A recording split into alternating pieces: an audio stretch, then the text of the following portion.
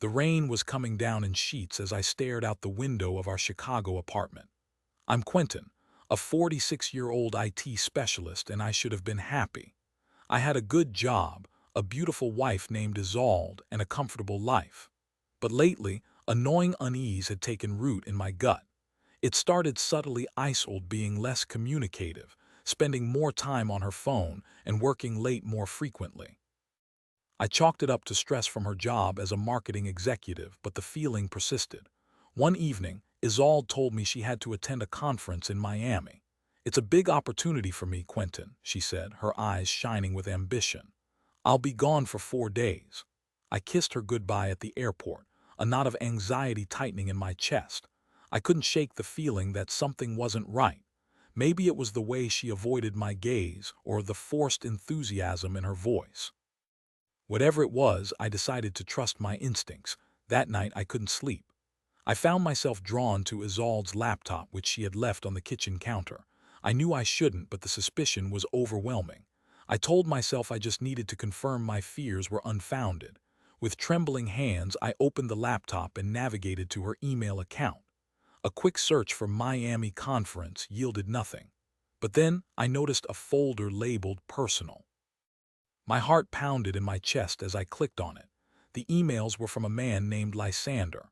The messages were filled with intimate details, promises of passionate encounters, and explicit declarations of love.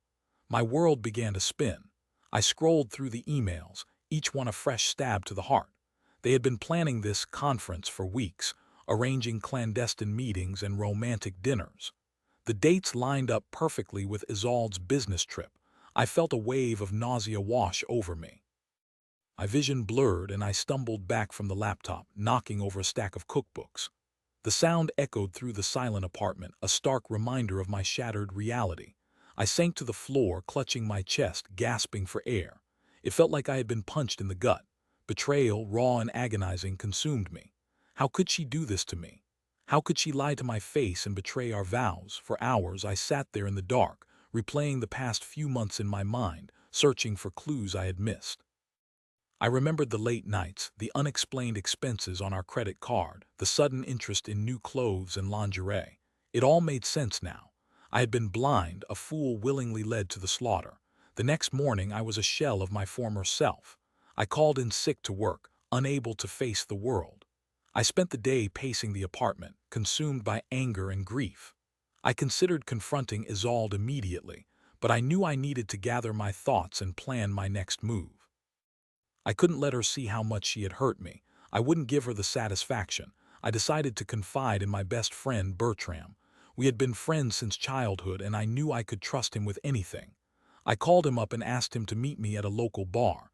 When I told him what I had discovered, he was furious. "That two-faced witch!" he exclaimed, slamming his fist on the table. "I always knew there was something off about her." Bertram had never been a fan of Isolde, but I had always dismissed his concerns as jealousy. Now I realized he had seen something I had been too blind to notice.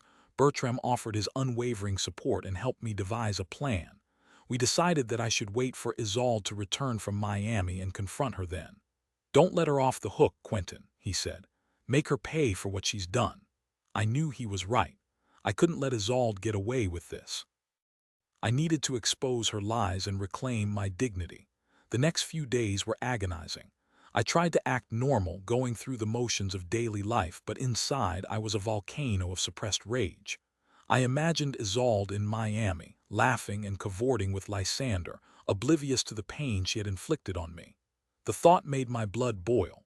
I spent hours researching divorce laws and consulting with a lawyer. I wanted to be prepared for anything. Finally, the day arrived. I drove to the airport, my hands gripping the steering wheel so tightly that my knuckles turned white. I watched as passengers disembarked from the plane, my eyes scanning the crowd for Isolde. And then I saw her. She was walking hand in hand with Lysander, their faces glowing with happiness. They looked like a couple in love, completely oblivious to the devastation they had caused. I felt a surge of fury so intense that I almost lost control. I wanted to rush over and confront them right then and there, but I knew I had to stick to the plan. I followed them discreetly as they left the airport and drove to Isolde's favorite hotel, the Grand Majestic. I parked across the street and watched as they checked in, their arms wrapped around each other. I waited for an hour, giving them time to settle in. Then, I walked into the hotel and approached the front desk. "I need to speak with Isolde and Lysander," I said, my voice calm but firm. "They just checked in." The clerk hesitated, but I flashed my credit card and said, "It's a matter of urgent business." The clerk relented and gave me their room number. I took the elevator to their floor, my heart pounding in my chest. I stood outside their door for a moment, taking a deep breath to compose myself. Then I raised my hand and knocked. Isolde opened the door, her eyes widening in surprise when she saw me. "Quentin," she gasped. "What are you doing here?" Before she could say anything else, I pushed past her and stepped into the room. Lysander was sitting on the bed, wearing only a towel. He looked as shocked as Isolde. "What the hell is going on?" he demanded. I turned to Isolde, my eyes blazing with anger. "I know everything," I said, my voice trembling with rage. "I know about your little affair. I know about the emails, the lies, the betrayal." Isolde's face paled. She stammered, "Quentin, I can explain." "Explain what?" I interrupted. "Explain how you could stab me in the back after all these years. Explain how you could betray our vows and destroy our marriage." Tears streamed down Isolde's face. "I'm so sorry, Quentin," she sobbed. "I never meant to hurt you, but you did hurt me." "Isolde," I said, my voice cracking with emotion. "You broke my heart into a million pieces. And for what? For this." I gestured towards Lysander, who was still sitting on the bed, looking uncomfortable. Lysander finally found his voice. "Look, this is between you and Isolde," he said. "I don't want any trouble." "Oh, but you are trouble, Lysander," I said, turning to face him. "You're the reason my marriage is over. You're the reason my life is in ruins." I pulled out my phone and pressed play. The room filled with Isolde's voice, moaning and whispering sweet nothings to Lysander during one of their secret rendezvous. I had hired a private investigator to follow her and record their conversations. Isolde's face crumpled in shame. Lysander stared at her in disbelief. "I can't believe you would do this," Lysander said to Isolde, his voice filled with disgust. "You lied to me. You told me you were unhappy in your marriage. You said you wanted to leave him." "I do want to leave him," Isolde cried. "I just didn't know how." "Well, you've certainly found a way now," I said, my voice dripping with sarcasm. "Congratulations, Isolde. You've successfully destroyed your marriage and alienated your lover. I hope it was worth it."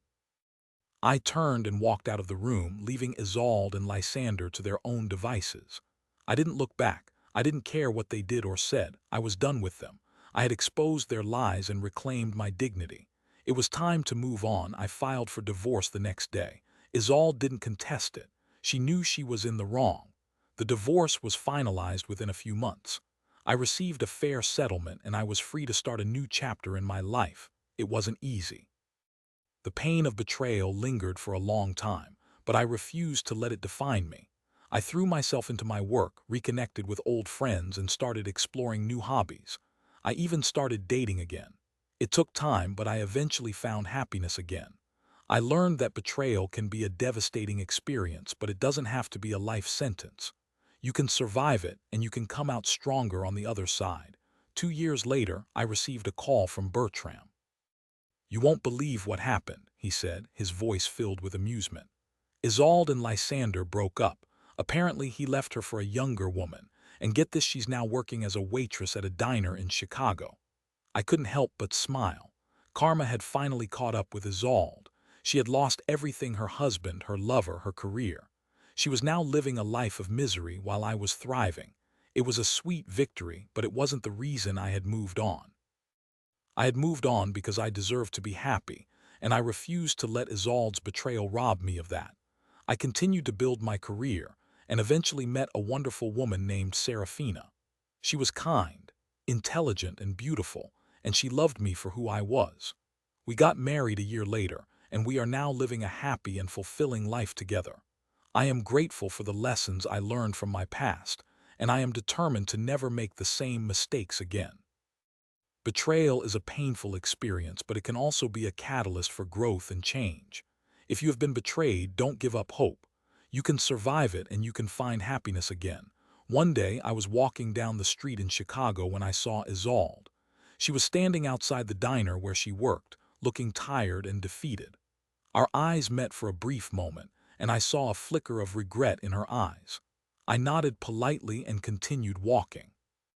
I had no desire to speak to her or gloat over her misfortune. I had forgiven her, not for her sake, but for my own. I needed to let go of the anger and resentment in order to move on with my life. As I walked away, I realized that I had finally found peace. I had survived the betrayal, and I had emerged stronger and more resilient than ever before. I had learned that true happiness comes from within, and that it is possible to find love and fulfillment again, even after the most devastating experiences. My story is a testament to the power of forgiveness, resilience, and the human spirit. It is a story of betrayal, but it is also a story of hope. And I hope that it will inspire others to never give up on themselves, no matter how difficult life may seem. Several years passed, filled with joy and contentment. Serafina and I built a beautiful life together, filled with love, laughter, and shared dreams. We traveled the world, explored new cultures, and created memories that would last a lifetime. I had truly found my soulmate, and I was grateful for every moment we shared.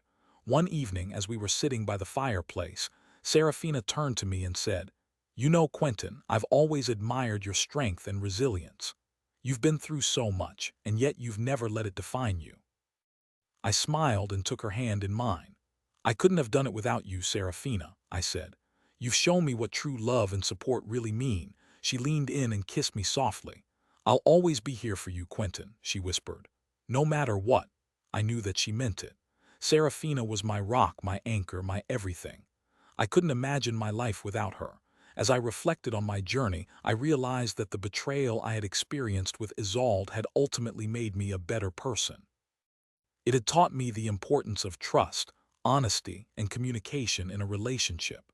It had also taught me the value of forgiveness and the power of resilience. I had emerged from the ashes of my shattered marriage a stronger, wiser, and more compassionate man. I knew that I would never forget the pain and heartache I had endured, but I also knew that I would never let it hold me back from living a full and meaningful life. I had learned to embrace the present and look forward to the future with hope and optimism in my heart, and so my story comes to an end. It is a story of betrayal, heartbreak, and ultimately triumph. It is a story that I hope will resonate with anyone who has ever experienced the pain of infidelity. Remember, you are not alone. You can survive it and you can find happiness again. Never give up on yourself and never lose hope. The best is yet to come. Years later, I found myself at a crossroads, contemplating the choices I had made and the paths I had taken. Serafina remained my steadfast companion, her love and support unwavering through the trials and tribulations of life. We had weathered storms together, emerging stronger and more united each time. But there was still a lingering sense of unease, a nagging feeling that something was missing. I decided to embark on a journey of self-discovery, seeking to understand the deeper meaning of my experiences and the lessons I had learned along the way. I delved into philosophy, psychology, and spirituality, exploring different perspectives and seeking to find a sense of inner peace and fulfillment. As I delved deeper into my own psyche, I began to confront the unresolved issues that still haunted me. I realized that while I had forgiven Isolde on a conscious level, there was still a part of me that harbored resentment and anger. I knew that I needed to release these negative emotions in order to fully heal and move on. I sought the guidance of a therapist who specialized in trauma and betrayal. Through therapy, I was able to process my emotions, gain new insights into my behavior patterns, and develop healthier coping mechanisms. I learned to forgive myself for the mistakes I had made and to accept the imperfections of others. As I continued on my path of healing and self-discovery, I began to feel a sense of lightness and freedom that I had not experienced in years. I realized that the past did not have to define me and that I had the power to create my own future. I decided to use my experiences to help others who had been through similar situations. I became a mentor and a support group leader, sharing my story and offering guidance and encouragement to those who were struggling with the aftermath of betrayal. I found that helping others not only gave me a sense of purpose and fulfillment, but also helped me to heal even more deeply. Serafina was incredibly supportive of my new endeavor, and she often joined me in my efforts to help others. Together, we created a community of survivors who were committed to healing, growth, and transformation. We organized workshops, retreats, and online forums where people could share their stories, connect with others, and learn new skills. As the years passed, our community grew and flourished, becoming a beacon of hope and healing for countless individuals.